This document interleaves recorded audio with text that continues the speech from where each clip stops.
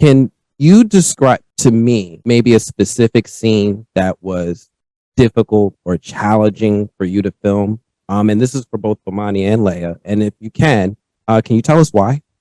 Each week was different because we were on location for 1 week, and then the next week we were like inside of a set. And I think we did all the like traumatizing things in like 2 days. Thanks for joining us, guys. We're here to talk about the angry black girl and her monster. And let's start off from the beginning. Let's talk about what this movie's about. Now, you wouldn't be alone if you watched the trailer for The Angry Black Girl and Her Monster and just assumed you were watching the trailer for the latest Jordan Peele movie. The trailer starts off with gang violence in an urban setting, and then it goes into some blaring, cool, remixed hip-hop music, but then it dives headfirst into horror sci-fi territory. The Angry Black Girl and Her Monsters follows the brilliant teenager Vicaria, who believes that death can be cured. After the tragic murder of her brother, she embarks on a dangerous quest to bring him back to life, inspired by Mary Shelley's Frankenstein. The gang violence at the beginning is triggering though, especially for those of us from humble beginnings. I sadly lost friends to violence like this, and it pulls a lot of emotions out of me just to see this. The main feeling is hopelessness.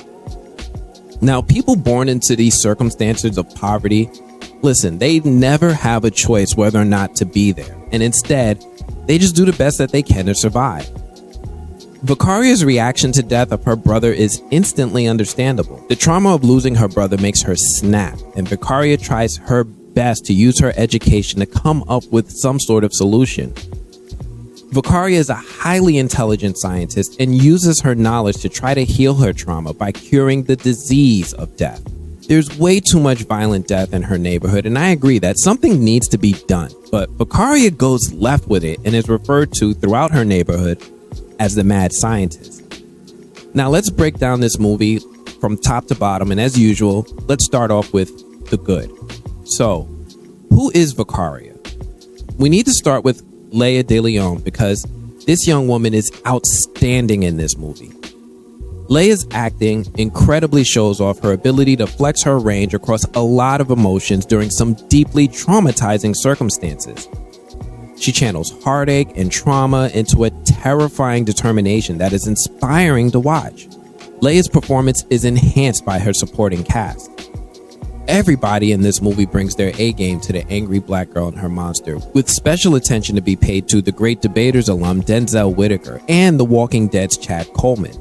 Oh, and can we take a moment to acknowledge that little girl Amani Summer? Amani? Hands down, she stole the show with her performance, and she's an instant standout. She is everybody's lovably annoying little sister, and I'm here for it. I felt like the story in The Angry Black Girl and Her Monster struck a perfect balance between being a deeply disturbing sci-fi movie and delivering some pertinent social commentary. Vicaria's journey is very relatable, and it's painful watching her grapple with grief in a dangerous neighborhood. While the whole curing death thing may seem far-fetched, the concept never overshadows the thematic messages. Vicaria's monster is terrifying. Hell, Vicaria's relationship and lack of overall control over her monster adds so much terror to the movie in itself. We have no idea what to expect when we see the creature in the wild, and it's completely unpredictable. The monster running amok and stalking Vicaria's family adds an extra layer of suspense and fear to an already chilling movie. Now, I know it sounds familiar, but remember, this movie is absolutely a retelling of the classic story of Mary Shelley's Frankenstein. Now, the environments are very authentic. The projects, they feel like the projects, and that's really good. You don't have to tell me that these are projects because they're incredibly well crafted. Growing up in such surroundings grants an uncanny ability to recognize and appreciate their authenticity when we see them. Ask anyone from a New York City housing project, what color are the hallways? And I promise you, you'll get one answer. We know them when we see them. The characters were all great, with Denzel Whitaker's Kango being a standout villain. This guy is evil in so many ways, but what I really love is when the villain thinks that they're the hero. Yeah, my favorite villains are the heroes of their own stories, and Kango is no exception. Kango often states the good that he's done, but he's using illicit means to accomplish those goals. Yeah, he's wrong, but he gives a compelling reason as to why he thinks he's right. Denzel does a remarkable job with the role and provides a menacing drug lord that feels heavily inspired by our favorites from The Wire. Now, after keeping all this praise, I do have some small criticisms, so let's touch on the bad. The movie could benefit from a slightly better use of its music. Now, it is good use of music, and while the emotional weight of many scenes is evident, a more impactful soundtrack would have enhanced the overall experience. My final thoughts? The Angry Black Girl and Her Monster is a must-watch film, ranking amongst the best of the year. Vicaria's journey is a beautifully twisted, mad scientist driven by a desire to escape trauma and uncomfortable circumstances, captivates from start to finish. With exceptional acting, a thought-provoking story, and immersive environments, this movie will leave you deeply moved and thoroughly entertained. Don't miss out on this thrilling and unforgettable cinematic experience. I'm giving this movie a strong 9 out of 10.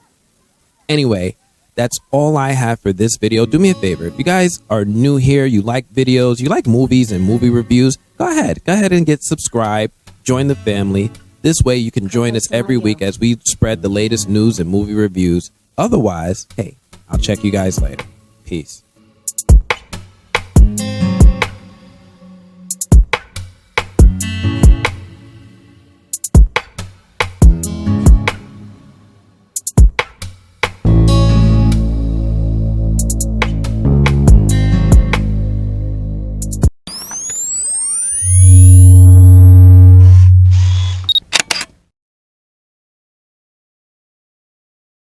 Hey everybody, welcome to another AFCA Roundtable. Today we have the honor of speaking with the director and star of The Angry Black Girl and Her Monster. Anthony with themovieblog.com. Thank you so much for this movie. I really enjoyed this movie. I'm still kicking myself for not checking it out in Austin. But I wanted to touch on a question I had about for each of you. Can you describe to me maybe a specific scene that was difficult or challenging for you to film? And this is for both Bomani and Leia. And if you can you tell us why? Each week was different because we were on location for 1 week, and then the next week we were like inside of a set. And I think we did all the like traumatizing things in like 2 days. Yeah. So, like,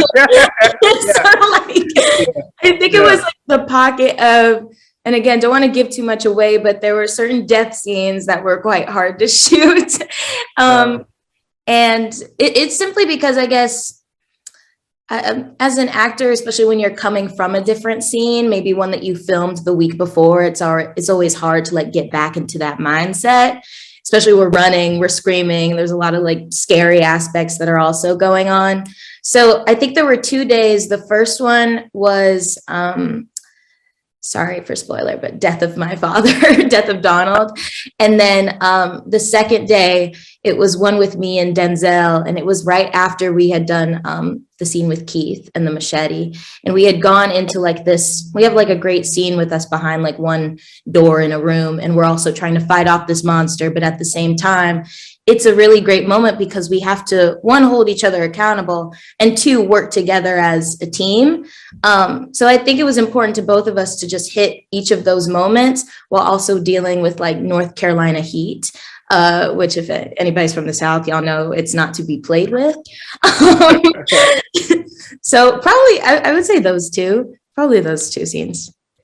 Yeah, definitely. Make sure I'll put spoiler alert on, Yeah, spoiler alert. Hopefully this comes out like after. Protect the audience. Yeah, protect the audience. But yeah, no, I think like, I think that was probably the toughest. And, made me, looking back, I was like, because I didn't really foresee it at the time. It wasn't until I was in it when I was just like, oh, like these scenes shouldn't have been placed back to back. It's taxing for the actors, but it wasn't something as like a first time director. It's not something I'm thinking about. I'm just like, oh, we got to, get things done. Right. So, and I think like doing that can be very taxing and very tough, so I think putting those back to back, that was probably the toughest part, not just for the sake of, because of time constraints and things of that nature, but also just the tax it was putting on, like, on Leia and them, kind of doing these scenes back to back. So wouldn't do that again. Won't happen again. I learned, but really is a testament to the power of both of them, because they pulled through and gave just such incredible performances for those moments, so yeah, that's what I would say. Just wanted to ask, I've been listening to you both speak about this, and it sounds like this process of filming was deeply personal for the both of you. So I couldn't help but wonder, and this question is for both of you, how has this role changed you as an actor, as a director, as a person, if at all? Yeah. All right. Man, I love this. Get into it. You only got 30 minutes, baby. Terrible, man. It's like, no. For me, honestly, like, what this showed me, it showed me that directing is a much bigger job than just, like, trying to craft a story, right? That's just one part of it, and one of the big things for me was, like, it happened when at the premiere for South by Southwest, because when we walked in and, like, I was sitting next to Leia and Chad was there, like, this moment washed over me, like when the lights went off and the movie started, and I was just like, oh shit, like, they haven't even, like, seen this movie, right? And they could be walking into basically like a shit show, right? Like, it's like, and it made me, like, realize that, like, as a director, you're also the first line of defense for your actors and crew members, like, creative intent, protection, and fostering a space for them to be able to express themselves and trying to protect that as much as possible.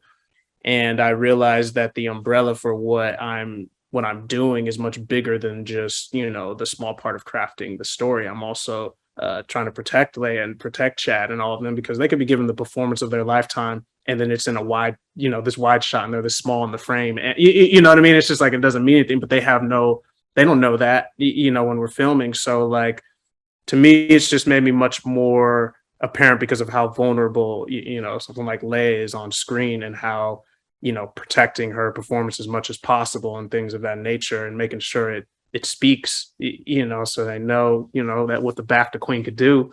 That was like, so to me, like, it really altered what my understanding of, directing is, as well. Well, I guess for me, I this was my first time ever leading a project. My first time, like, working every single day on something and having to be Vicaria for what felt like much longer than I had to be Leia for that month of June. I would say it made me more confident, I think, in what my capabilities were. You have to have a lot of trust in yourself as an actor to just be able to go for it and be free to play. Bomani already made the environment super safe and comfortable to be able to do so. And a lot of it was me just getting over the mental hurdles, or not even burden, of overthinking or overanalyzing anything, but just being able to stay present in a moment. So if anything, I felt I came out of this entire experience being able to trust my gut a lot more. And I felt I was more confident in my capabilities than I'd ever been. I had worked on TV series, and Equalizer is my main show. And I learned so much on Equalizer, but you don't get a lot of time when you're on a procedural to really play with what you've learned and see if things work and see if things don't. And with Angry Black Girl, I was able to use everything I've learned in this one space. And for that, I'm just extremely grateful that I even had the opportunity to, one, play Vicaria, but have the opportunity to work on this film. Well, thank you both so much. Leia, based off of what I've seen, this may have been your first leading film. It definitely will not be your last. I really appreciate your time. Thank you. Thank you.